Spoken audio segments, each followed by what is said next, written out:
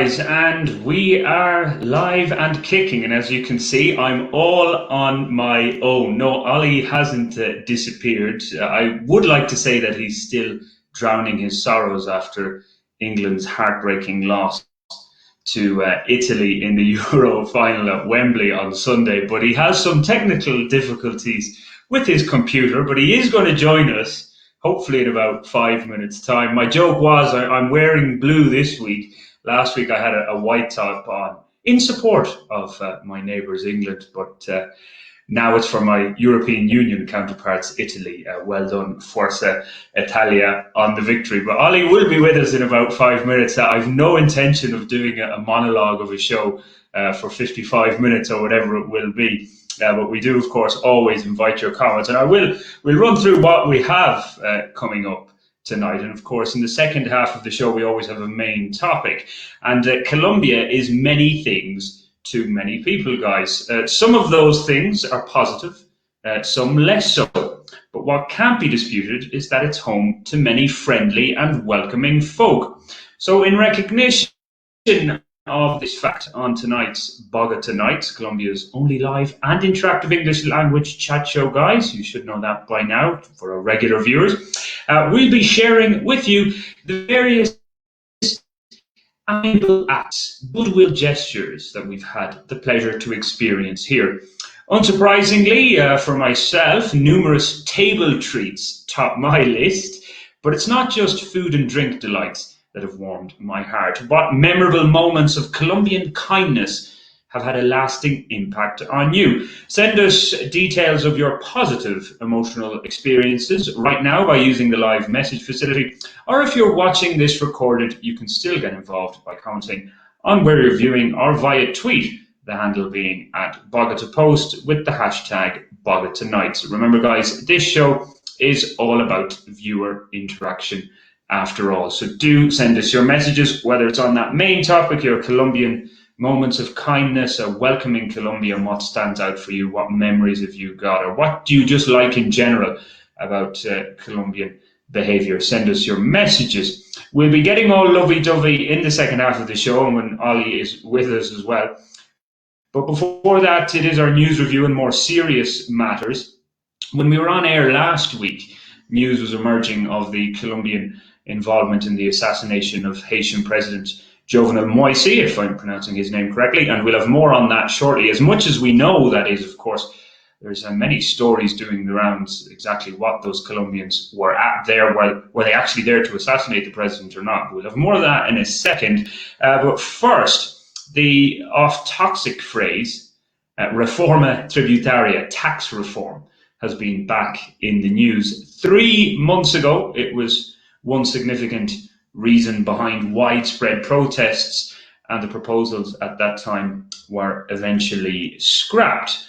But this time around, with a new finance minister, or Ministerio de Hacienda, as they say in Spanish, we have new proposals, and I think it's fair to say not as contentious, a little bit more palatable, it would seem, to many Colombians. They don't seem to be causing as much ruptions. Just to kind of run through, I guess, El Espectador had an interesting perspective on it, that obviously the Colombian government has to take in an amount of money, something in the region of just over like 10 billion pesos to keep and that's the savings that they need to make. And where they're looking to get that with this new Reforma Tributaria that's on the table and hoping to get passed on Independence Day of all days on the 20th of July next week. That's what the Ministerio Jose Manuel Restrepo has called for, so kind of rushing this through. 40% of it is going to come from tackling tax evasion. So those who should be paying their taxes here are the ordinary Colombians who aren't contributing what they should be. And then 60% is going to come from big business and business in general. So I guess that's one of the reasons why this time around it doesn't seem to have caused too much concern amongst the ordinary Colombian citizens. And by the way, I welcome, and we always welcome comments. So Liliana, our Cartagenera friend, if I'm correct, it is that Liliana Rico. Normally, I have my co-presenter here, Liliana, and we discuss this. But you can get involved. What do you think of the new Reforma Tributaria? Did you think the old one was okay, or you were dead set against it? And what do you think about this latest one that we saw proposals of this week? Do let us know your thoughts on that if you have any thoughts on that. So just going through them. Again, so this 40%, 60% breakdown, as El Espectador has put it. I mean, we don't have all the details at the moment. There'll be a lot more devil in the whole detail of this. But it does seem to have kind of passed without much of a consternation amongst most Colombians. Now, some of the interesting things in this, obviously this tackling tax evasion, how they're going to go about that. In countries, I guess, that have a more digitalized system, and Colombia is moving towards that, but we have a lot of informal work in this country we've talked about before. Now, that's generally with the lower classes and those who are just making ends meet. How you're going to tackle if there is tax evasion there might be rather difficult, but I guess it's getting those people, because there's one big difference for me, and I've always found this difficult from my perspective living in Colombia. In Ireland and the UK, if you're an employee, your income tax is deducted at source, so you don't have to file any returns or anything like that. Whereas here, and I think it's similar in the United States, it's up to the individual. So that's one aspect I have to say of the nanny state, as liberal as I might be in other measures and in other sectors. The idea of filing tax returns, even if you're an employee, to me, that's rather complicated. And especially then when you're in a country that's not your first language and you have to kind of learn the ins and outs of it and all that kind of stuff. Now, of course, the threshold is around about, I think, 38 million per year. So unless you're earning more than that, an individual doesn't have to pay taxes anyway. So you wouldn't have to worry about being hounded out by the DIAN, which is the agency responsible for tax collection here. So anyway, how they're going to deal with that, the Colombian government, will be interesting. Exactly. Again, the devil will be in the detail, how they're going to go about this. And of course, we have to say with these tax reforms, remember, next year we've got a presidential election, and some of these measures, they're kind of saying, yeah, it's going to come in 2023. Well, how convenient, because we'll have a new president, a new government in place, and whether it's a continuation of the Centro Democratico, which might be rather difficult considering the popularity of Duque, or lack of it, right now, that would be interesting to see. Do we get a continuation of that, or we go in another direction completely? So a lot of these things may never see the light of day.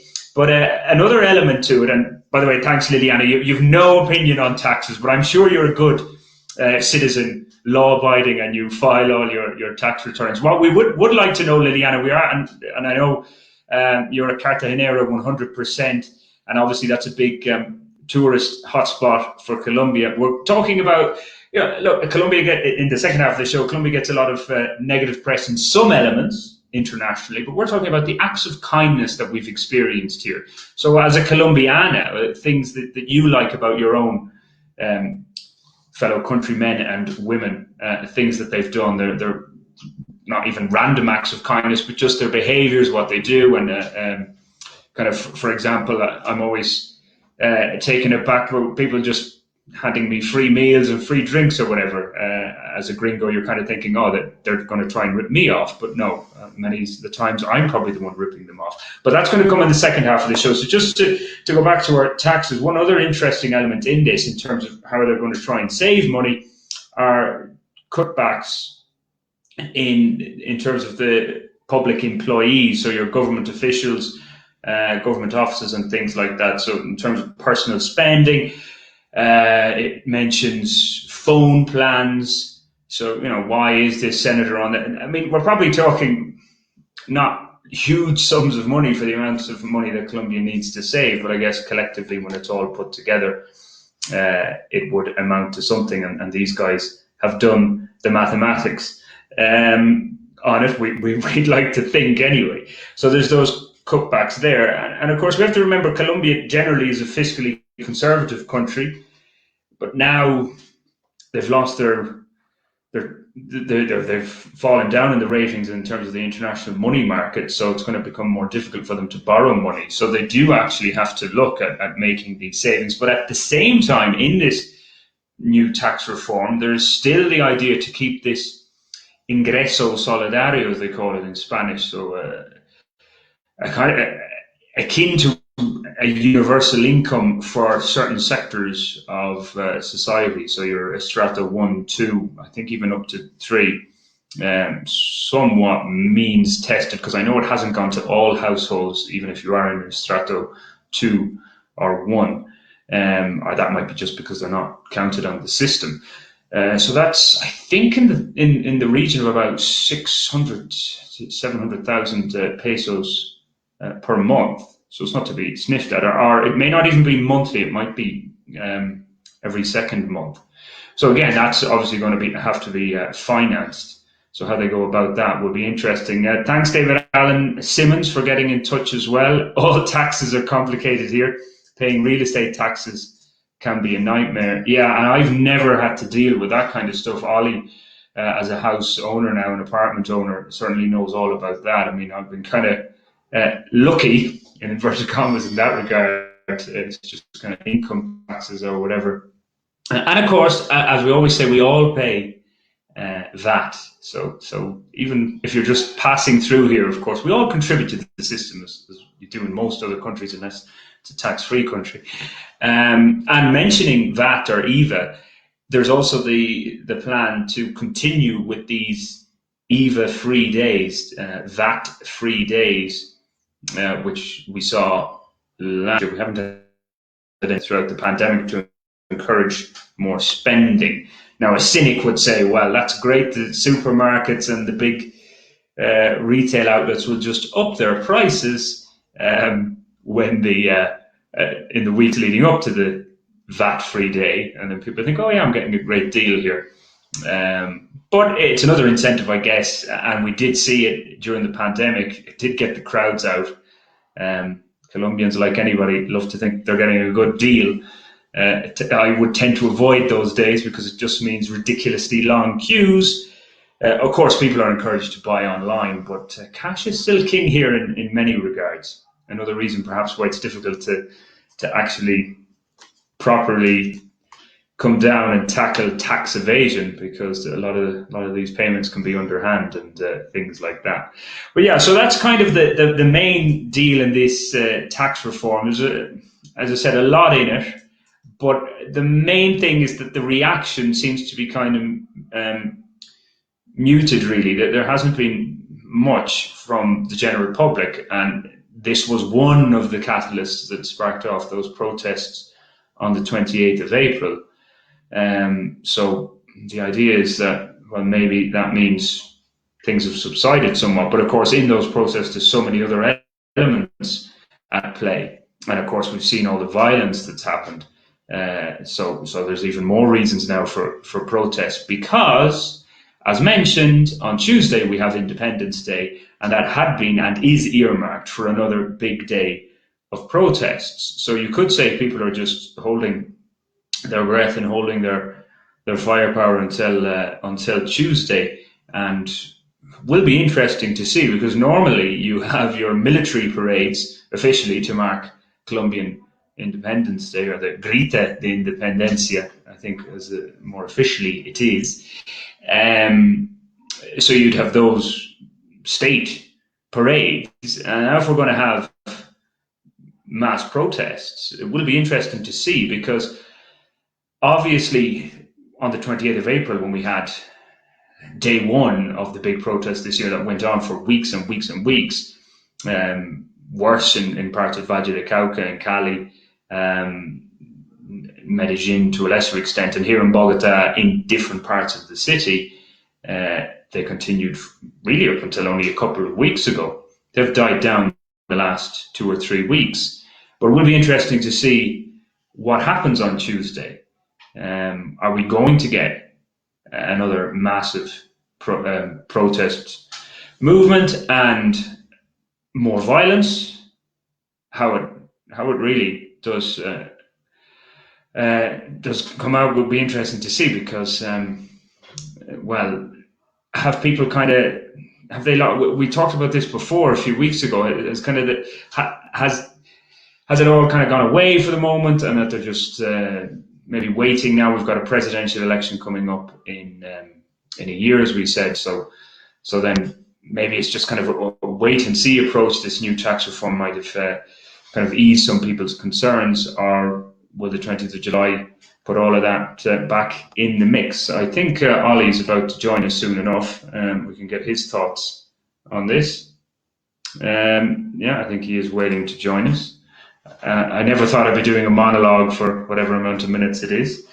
But yeah, and also another mention on those potential protests is that the police today announced, this was on Blue Radio and Caracol News as well, that ALANA have planned to infiltrate some of those. That's what these police informers have found out in their investigations, so that if there are protests, that there was going to be these underhand elements and terrorist elements, as the government here would call them, involved in that. So we'll wait and see. I'm not sure if people have plans to travel. It's kind of like a long weekend coming up. Obviously Monday is a normal day, but with Tuesday being the Puente, being the Festivo, I'm sure people are probably looking at taking Monday off. So you'll have a 5-day, or I should say a 4-day weekend. So I don't know if people have plans to travel, or are they thinking, no, best to stay put just in case things get a little bit chaotic on the 20th of July. We shall wait and see. Guys, if you have any thoughts on that, are you planning to travel this holiday weekend, if you're taking the Monday off? Or are you fearful that the 20th of July might become a rather violent day? So, guys, our next item on the agenda, before we get to our main theme about Colombian, welcoming Colombia and acts of kindness, and the things that have stood out in your mind about what you enjoy in this country in terms of the people making you feel welcome here. We want to get your thoughts on all of that. In the second half of the show, we'll be talking about that. But we're going to go to Haiti, because as I said in our introduction, while we were live last week, news was just coming out about these Colombians involved, allegedly anyway, were they involved in the assassination, because there's a few different narratives, a few different stories going around. In the assassination of the Haitian president, Jovenal Moise. And now there's a lot of narratives going on here. David Allen Simmons, I'm not sure if you're saying this in relation to what happened in Haiti, but the news here, yeah, it's hard to trust anything. What can you trust news-wise here? We've said this on numerous occasions. Even with the protests, it's hard to know what the truth is in terms of who's behind the violence and things like that. And with this Haitian story, even though it's another country, but of course it does involve Colombians, it's difficult to know what's the truth there. Lots of different narratives coming out here, apparently. One of them is that these guys weren't actually going to assassinate the president. They were sent to protect him. And they were caught up in it. I mean, there's a lot of kind of really strange elements to it. I believe they were taking. So I'm just reading that Ollie is stuck backstage. Sophomore, if you're listening, Ollie is ready to come on the show. I think our producer is falling asleep. He's not letting Ollie come on. Maybe he just loves listening to me, and he doesn't want to look or listen to Ollie, look at or listen to it. What I was going to say, talking about the Haitians, so Ollie, I hope you can come on soon enough. There's only so much more I can talk about this on my own. But I was going to say, stories of the guys. There we go. That's thunder. Oh, there he go. Right, there he is. I'm not I'm not celebrating the attack on Jovenal and Moise, I must say. I'm celebrating being able to join you, Brendan, and you've done a great job holding the fort. Thanks. Yeah, great. Yeah, I wasn't planning on a monologue here, but anyway, there you go. Especially on the news, we were meant to be having a nice little back and forth chat. But anyway, talking about this. I saw like one thing that like these guys, there were photos on their social media that they were, like having drinks and things like that. You're kind of going like, well, what are they doing if they're in the country on a mission? Having these photos on social media. Yeah, and everybody, there seem to be so many conflicting accounts. There's people coming out, relatives of the soldiers. I mean, look, what do we know? We know there are 23 Colombian men who appear to be ex-military who have been apprehended in Haiti.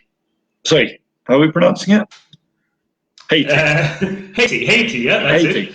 it. So, that's what we know. There's 23 Colombians there. There's 3 Colombians at large, and we don't really know much more than that. Why they were there, who contracted them, what's going on, all of that. There seem to be lots of, I was reading earlier that they've now widened the list of suspects of people behind it. This is not a cut and shut case. Gosh knows where we're going from here. Yeah, I guess it's just, again, there's so many stories that we have here. If it's the ongoing protests and who's to blame and what happened there, and with this story, it's like we just see, and we were talking earlier today that it could be 10 years until some insider publishes a book and we'll find out a little bit more. Just always good to know that Angela is listening in, our budget sensei, and she told us that she traveled, because we were talking about maybe traveling this holiday weekend, which it kind of is with the Monday stuck like a sore thumb in between. But would it be wise to travel with potential protests? And she's just saying the signs aren't good. With strange to have army members, but I'm guessing that's just kind of in preparation, in kind of just in case, as they say, being prepared. I'm guessing. And that maybe mightn't be as bad as they think. I don't know, Ollie. So you should mention the holiday weekend, because actually the Spanish word puente for a holiday was meant to refer to cases like this. That's where it originally comes from. So the Monday that we have coming up would originally be a puente, because it's not actually a holiday, but it's between a Sunday and a holiday, and so it was called the puente, the bridge between the holiday. Which was also taking us a holiday back in the day. Anyway, yes, interesting. Angela says that. I mean, are the army just sort of practicing stuff because they're going to have a military parade on Sunday? On Tuesday. Very hard to know. Certainly, the Carabineros up in the Parque Nacional have been, they've had all their horses out doing lots of activities. I guess that's the practice for a parade. But yeah, I mean, it does seem weird it seems very weird in terms of military intelligence to say that you think there might be an attack. People normally bend over backwards not to say that, because quite rightly, they don't want to panic the general population. It is quite a panicky thing to be hearing that, actually, there might be a terrorist attack on Tuesday. Oh, thanks for that. Well, what can I do about it? Nothing. So thanks for telling me that. But did we get something like that before? This rings a bell, and in something similar as well, maybe ahead of another protest, that we got a similar communication from the police. Yeah, it does. It seems very much like we'd all like you to stay in your houses and not go being difficult, please, sort of announcement. So gosh knows, what's going on there. Maybe we're being too cynical. I mean, I just think that, in most places you tend to have, we're going into code red, we're going into code orange, threat level is at X, Y, Z. And yeah, it just seems like a really bizarre thing to have said. I imagine that the Colombian military are frequently aware of the possibility of ALN attacks, and they don't usually tell us. Why are they doing it this time? Yeah, well, okay, I guess we'll watch this space again. We'll see what happens on Tuesday, and we'll be back here Thursday, all well and good to report on it. Well, going from Haiti, what we were talking about, briefly to another French-speaking country, Ollie, the Tour de France. We're moving on to sport swiftly because I know we're going to be tight for time. Really, the Colombians can write this one off, it looks like it. Yeah, so last time we were speaking, last week, Rigoberto Urán was second place, which of course may end up being the winner. There's a big shadow hovering over Tadej Pogacar, the Slovenian leader. He's fending off questions about doping, daily now. But yeah, it does. It's all gone to pot. Rigoberto Urán has slumped to 10th position. He's he's nearly 20 minutes behind the leaders. He's way off. I mean, definitely not going to be a podium. Nairo Quintana was in contention, was wearing the polka dot jersey for the best climber in the race, but that fell apart as well in the middle of last week. So, yeah, not looking great for the Colombians overall, one to forget. But let's not get too down. Remember, we've already had one Colombian Grand Tour winner this year, and the Vuelta de España is not too far away. Do expect people like Nairo Quintana and, of course, Egan Bernal to challenge for that. Okay, so we'll hold our breath for that one, and we'll save all our energy to get behind them in that. I nearly forget that Colombia played the first ball on Saturday and Sunday with the Copa America final between Argentina and Brazil, and of course, there was the small matter of a final at Wembley, England against Italy, which we won't go into any more detail there.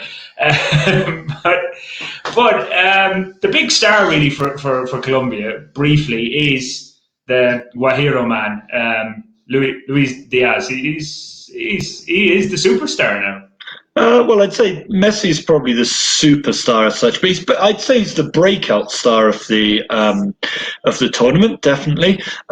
He's the guy that's come out of nowhere, perhaps more than most, and been fantastic. Runner-up, I believe, runner-up in the Golden Boot. Certainly finished level pegging with Lionel Messi. I mean, that's not a bad position to be in, is it? Even if Messi was rather disappointing in the final itself. And look, I was thinking this about the third and fourth place playoff. We don't have them in the Euros. We don't have them in most competitions. I generally think they're a bit daft, but, well, Peru and Colombia certainly went hammer and tongs last Friday. Gave it 110%, so that was lovely to see. And yeah, Lucho Diaz, he's got an €80 million release clause with Porto in Portugal. Who's going to pay it? That's the problem. Is anyone going to pay it? In COVID times, it's not clear who can pay. Inter Milan, cash-strapped, but they're interested. Roma, is he going to get along with Jose Mourinho? Not an easy boss. Or Tottenham of London, about to get a huge dollop of money from Harry Kane. So, yeah, options there. Yeah, now when I meant superstar, I kind of meant now that perhaps the new Colombian superstar, not exactly from the tournament in general or from CONMEBOL. But would it be a note of caution though? The last few Colombians, kind of high-profile Colombians that have gone to England, hasn't exactly worked out for them. Maybe he should stay on the continent. Yeah, James, seems to have fizzled out. Jerry Mina, I thought he'd be great in England, but didn't seem to work out for him either. Davinson Sanchez really backsliding, and Cuadrado was at best forgettable with Chelsea. So, yeah, it doesn't seem to be a great place for Colombians to go. But then, of course, there was the trailblazing legend Faustino Asprilla. So, swings and roundabouts. Yeah, can't move off sport without mentioning your favourite sport, Ollie, golf, because the British Open, is taking place, and there are two Colombians in the field, so maybe they'll have a bit of success, although they've a lot of work to do after the first round today. It's Sebastian Munoz, who is a Bogotano.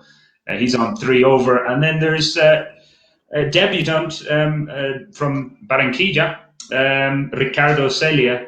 He's on 2 over, which is 8 shots off the leader. So a lot of work to do tomorrow. But I'm sure are they going to make the cut? They'd have to do a bit of moving tomorrow, or the leaders would have to fall back. I'm just going to quickly say this. Juan Geraldo says here, and I think this is in connection to the lad Luis Lucho Diaz, 10 mil up for grabs. I would be very surprised if you could get a player of his caliber for 10 million. Out of a team like Porto.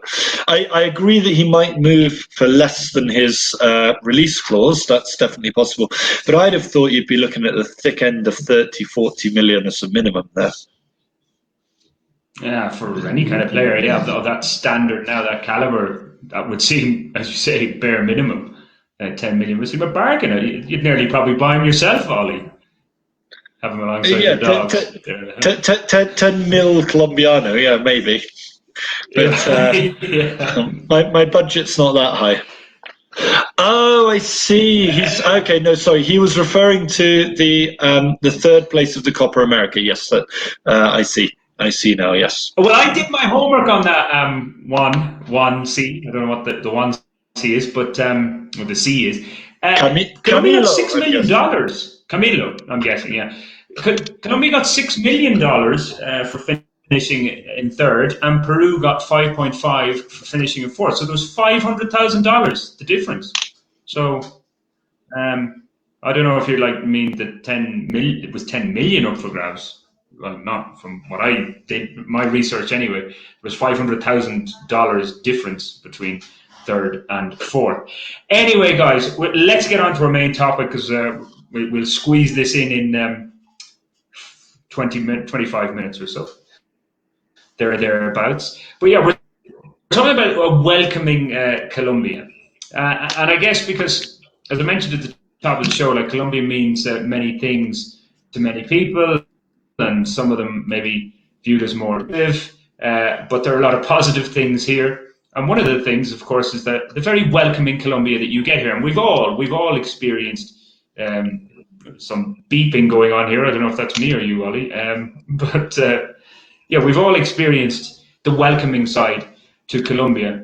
And we do want to hear what, whether you're Colombian yourself or a foreigner living here, those kind of things that stick out in your mind and you kind of go, yeah, that's what I like about Colombia. Those small little things from people here that have made you feel welcome, made you feel like you belong here. We want to hear about them. Ollie, get the ball rolling. Well, I mean, I was thinking about this, we talked about this earlier, and I was thinking about the sheer amount, and again, this really conflicts with classic, advice to travelers in guidebooks, and they say, don't ever accept a drink from a stranger, it's the worst thing in the world, and scopolamine's going to hit you, and blah, blah, blah. But I was thinking, how many times have I been in a bar in Colombia, especially when I was first here, maybe giving off a few more vibes about being new into Colombia. People would say, have you had aguardiente? Yes, I've had aguardiente. No, this is better aguardiente.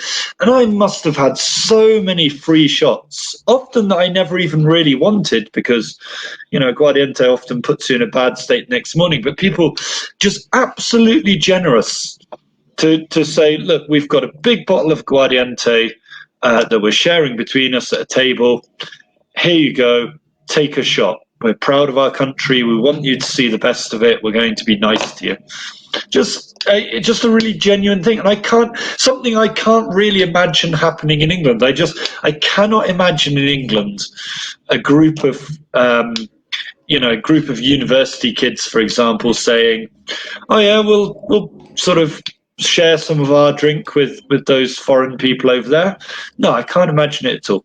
It would be quite the opposite. Go back to your own country. Something like that. Yeah. Do you think it's because, and there's a risk that this might change in the coming years, that okay, now we've been saying this for the last decade, but so it is changing. That obviously tourists, when there's not a pandemic, are flocking to Colombia in ever greater numbers. But there's still a kind of virgin territory to it in a sense about, and especially if you even go off the beaten track, then that like tourists are still somewhat of a novelty. So you get that side of it. It's like, well, we're amazed that you've decided to come and visit our country. Thanks, because there is that negative reputation that you see, from the likes of narcos and all that kind of stuff. So there is that kind of still nice, genuine. Great! You've decided you've kind of disregarded all the negative news. You've come here. You've given it a go. Here's a guaro and a litrazo de poker or whatever it might be that you get. Oh, well, lucky you getting a litrazo. I've only ever really been offered, shots of guaro and stuff. But also, other things. I've had people offer, not even offer, but actually walk me home. That certainly when I was first here, and it was clear that I didn't speak much Spanish. I communicated that I hadn't been in the city long. And I remember at least twice people just walking me home. Just big group of people, and they went, no, look, it's only 5, 6, 10 blocks, whatever, we'll go, which I later realized was quite a ways, looking back on it now, and they've said, oh yeah, we live in an area called Fontibon. I'm thinking, oh, that's you were walking directly the opposite way from your bus home, basically. But yeah, no, really, just again, just a really genuine, nice kind of, no reason for them to offer that whatsoever, other than being nice to somebody that they were worried about, who they didn't know from. Yeah, because there is sometimes a perception, and when you are traveling in, we'll say, lower income nations or whatever, that if you're perceived as the guy from the richer country, it's like, what's the ulterior motive here? What do they want? They obviously, they're gonna ask for something at the end of this. A lot of the time that doesn't happen. And there is maybe perhaps like a bit of a defensive nature in people too, that they are a bit suspicious, like, come on, I don't buy this, what are they looking for? But, and I'm not saying that doesn't happen. It can happen, and it does, but sometimes you just got to go with your instincts too, when people are just being genuinely nice. Now, Jose Alfredo does make an interesting point, and this is true. He says, well, I'm not saying it's true across the board, but warm with foreigners and sadly cold with locals. I'll kind of give you one example of that in my local panaderia. And obviously they know me now, so I'm not a complete stranger. But even just the idea that it's a panaderia, like obviously open to the public and lots of people go in there. But they've, on regular occasions, just go, hey, Brendan, like, here's some food. Like, I go in there for a coffee and a piece of bread. They don't do almuerzos to the public. They don't do lunches to the public. But they'll give me a lunch. Around Christmas time, they invited me up to their rooftop terrace for a barbecue and a salad. Like, so just things like that. Now, would they do that to another Colombian? Probably not. And I think it's important to point out. It's so important, I think, to point out that we're in a very privileged position as a certain type of foreigner. I definitely, I wouldn't necessarily say that, every Venezuelan immigrant is getting the same treatment. So, I am keenly aware of that. But equally, I think I think it's so important to highlight the fact that, people are always telling me, we've got our producer here? No? Okay. Colombians are always telling me not to trust Colombians. They're always saying, in Colombia, Oliver, people are going to rob you. And I always say, but you're not robbing me. No, of course I'm not. Would your family rob me? No. What about your friends? No, not at all. Of course not. I'm like, it seems like quite a lot of people wouldn't rob me, because I'm pretty sure everyone I speak to is going to say the same thing. And, I just think, in general, I find Colombians, like most places in the world, to be quite nice people. Don't you? Yeah, and Angela makes the point there that it might be a case that they're trying to make up for that bad reputation that they have abroad. That they want to show that, no, we're not all like this. And obviously, like, there are incidents, and I'm sure anyone that's been here a wet week or for a longer period of time, they've had dodgy incidents or whatever. Is it that? Oh, and now it's Brendan's turn to disappear. That's a little bit odd. Yeah, so that's a good point that you're making there, Angela, that yeah, it's hard to believe sometimes that foreigners might choose Colombia as a destination. I think that's what some Colombians feel, definitely. I don't think it's anywhere like the truth. It's quite a popular destination, I'd say. I was thinking about another time, which I mentioned to Brendan earlier when we were doing preparation for the show tonight. And this isn't sort of random strangers exactly, but I'm impressed at quite how often I've had business owners go way beyond what I would consider a reasonably nice position to do something good for us. And I was thinking that in Choco, a year and a half ago with my mother, we were staying at a hotel, and I said, is there somewhere we can go for some decent fish? And the guy in the hotel said, yep, there's a brilliant restaurant. I'll get one of the guys to take you there. And I said, no, that's really not necessary. It absolutely was necessary. But again, there's no, this guy it wasn't angling for a propina. It's just, to him, that was part and parcel of the job, to lead people right through the back streets of Quibdó. I mean, we would never have found this place without them. And, I would have just been happy with a quick go down there, turn left, go right. I wasn't expecting anything more than that, but nonetheless, they laid on what felt to me like, kind of 5-star treatment. So we've got David here. Yeah, exactly. I think the thing is, David's saying here that some shopkeepers will take advantage. And I think we've mentioned this before, that the gringo pricing, it's something that I feel a lot of visitors to Colombia overplay a little bit. But it's true. I would say people in the street are invariably helpful and friendly. And I'd say they're helpful and friendly to other Colombians as well.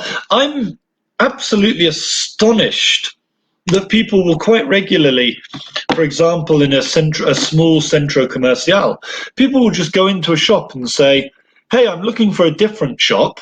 It's called this. Can you tell me where it is? There's no way you could do that in England. People would be furious if you tried it. They wouldn't be happy about that at all. Have I experienced hospitality and welcoming vibes in the Eje Cafetero, and how would I compare it to Bogotá's? It's hard to say. I've mainly been in touristic places in the Cafetero.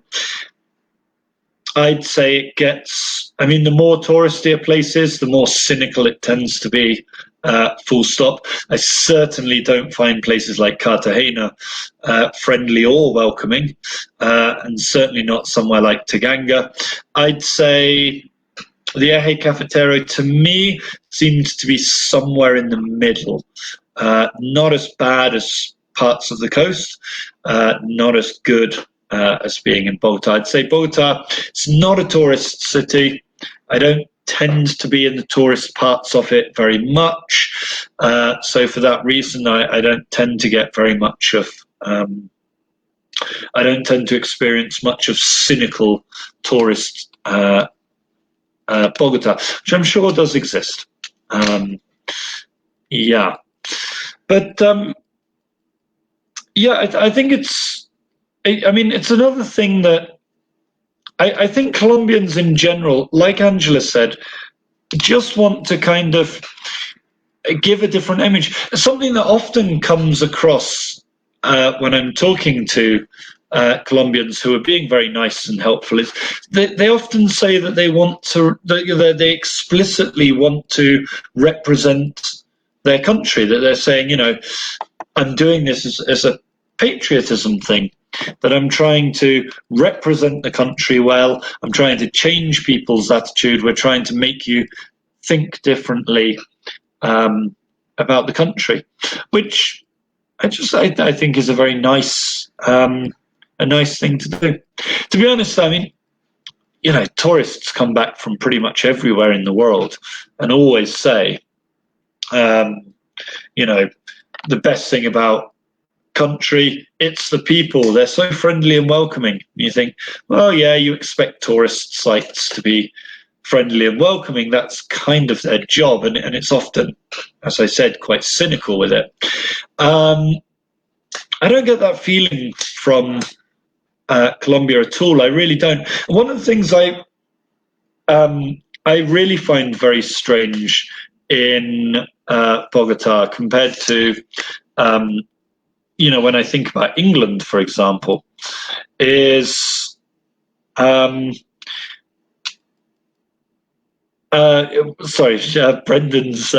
stuck outside.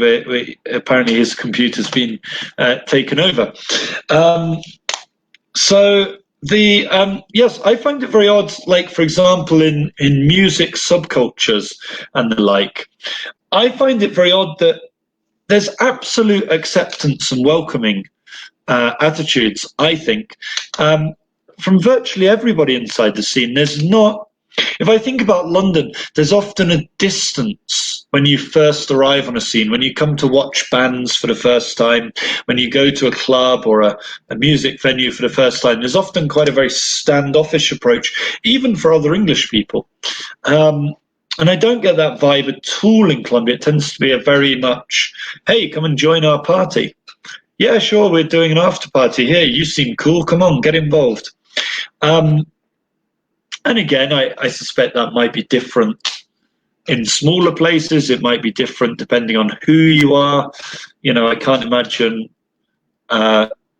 being in a hot zone would be very easy. Interesting what David says here. Colombians know how to be happy, and it's very different from USA or Europe. You've got to be a bit careful there, David, because we do see these reports every year that talk about Colombia being a nation that's poor but happy. They top happiness indexes, things like that. And it's often very, very misleading. It doesn't take into account the reality for some people in life. I think we have Brendan back now. We do have Brendan back. We don't have Brendan back. Is he here? Ali. He is here. There it is. Yeah, I'm gone on my phone now because my own computer has decided to go rather odd and strange. So what can we do? Maybe because I got vaccinated, maybe it's a 5G that I'm emitting. Maybe, yeah, I don't know. Very strange show tonight anyway, in terms of my monologue at the start, and I don't know how long you were going on for. What are you talking about? You'll have to fill me in now for the last. Well, I told that story about Choco. I answered the comments. David Alan Simmons. Well, this is astonishing. I mean, it's slightly off topic, but we've got to address this one, Brendan. He says he never hears Colombians complaining, ever. What? That's what he's written. Not the guy that's up on the middle here. It's a guy a little bit further down, David Alan Simmons here. But yeah, I mean, if you've never heard Colombians complain, then well, I mean, well done. I don't know what to say about that. I can't. I can't imagine a world without hearing a Colombian complain. But there you go. I was just going to mention one though, because this won't. I want to get this one in. It won't make me too popular among certain people. But like the police have been pretty good. Now, I've had my run-ins with the police here, like I have in Ireland and in other countries. But I've had like where they've gone beyond the call of duty really with me. There was one night. I don't want to go into all the nitty-gritty details because number one, it doesn't paint a great picture. But I received a blow to the head, which knocked out my false tooth. Now, of course, the police saw this. It was near Port del Norte. But they didn't see the incident. But when they saw there was a bit of blood and the tooth, I guess they thought, oh, he lost his tooth. Now, it was just my false tooth, so it wasn't a major deal. But yeah, they drove me around to 4 or 5 different clinics. Oh, wow. Now, I may not have had health insurance at the time, but none of them would actually see me. But the fact that they drove me around to all these clinics and then dropped me back to my apartment complex where I was living on the 175 just off the autopista. And, I may have had 1 or 2 drinks, so I wasn't exactly fully with it either. But, they dropped me home, got me home. Next morning when I was leaving the house and kind of wondering, God, I have to go and get this dental work fixed and all that kind of stuff, there was a message from the sergeant saying, oh, tell Brendan to call into me at the CAI in Jovenal. So I said, okay, God, like, what's this about? I didn't know what to expect. So I did. I called into him and he just goes, look, be careful. Don't get yourself into those kind of situations on your own. It could work out an awful lot worse for you. But yeah, I just thought really nice. That was one time. And then another time, they offered me a taxi service, which I don't think they're technically meant to do, but they brought me home after another mini incident in La Perseverancia, and they brought me back to I was Perseverancia, which is 31 with 4, and they brought me to 55 with Caracas. Not bad. I mean, I've had similar things. I remember having a real bicycle problem out on the autopista. I was coming home from Suezca, and punctured on the autopista, and I was like, Christ, I'm going to have to walk, no bus would stop for me. I was thinking, I'm going to have to walk 30 kilometers, I'm going to get home in the middle of the night. And the police rolled by, saw that I had a puncture, took me to a bicycle shop in Chia, got me sorted out, drove me back down the autopista towards Bogota until they ran into their boss or saw him ahead in the traffic and said, yeah, he can't see you riding along in the back of our truck, so you got to jump out and go on bicycle by now.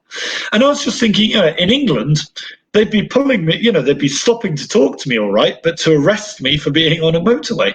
There's no way that they would in any way be nice or helpful to me. Yeah, for sure. I mean, I can say the Irish police, perhaps it might depend on the situation and depend what part of the country you're in. But just another one too, like that doesn't seem maybe perhaps too normal. Now it's not normal for me to talk in glowing terms about public transport, and especially anything to do with Transmilenio and CITIB. But I did have a CITIB superhero.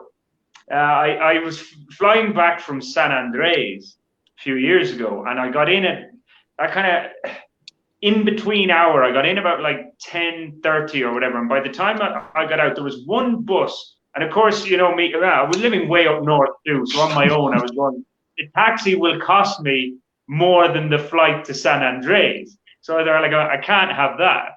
So I was determined to get the public transport home, but I got on this one bus, and I had it planned that I'd get a connection with this other one, and then I wasn't sure would there be still one bus running. So I went up to that particular bus that I needed the connection with. So I asked the bus driver, and he said, "Oh, it's actually, I can see it. It's that bus up there." So he sped up, like beeping the other bus driver and saying, "Hey, I've got a guy." And the two of them pulled in, and the other guy just let me go in the back door of his bus and got me back way up north. So, thanks for that, guys. You don't always expect that. I remember once in Pasto, we were going to the airport, which is a way outside of Pasto. We stopped a taxi and said, we'd like to go to the airport. And he sort of went, actually, I can't go to the airport, but I'll find you a taxi. So he drove us about for a little bit before he found one of his mates. He went, "Oi, you!" and flagged down his mate in another taxi and said, he'll take you to the airport. And that was that. And again, I'd imagine most taxi drivers in most places would just go, "Nah, I don't go to the airport, mate. Nah, nah, it's not happening, and just drive off. So, yeah, I mean, I think one of the things I spoke about when I was monologuing, Brendan, was just that I'm amazed at how okay it is just to ask strangers for advice and receive it. You know, like, it would be alien, you know, if you're in England and somebody said, oh, can you tell me where this tube goes? You know, I'd expect a Londoner just to say, no, can't you read? Work it out yourself. Whereas, you know, in Colombia, people will inevitably go out of their way to help you, I think. Anyway, I think we have time being called. So it's been a rocky road today, but ciao, I guess. It's been quite the rocky road indeed. But anyway, look, if these things happen, that's modern technology trying to do these shows with Wi-Fi and what have you, and a computer that's just gone completely wonky on my side. Guys, until next week, hopefully it'll be much smoother. Goodbye. Ciao.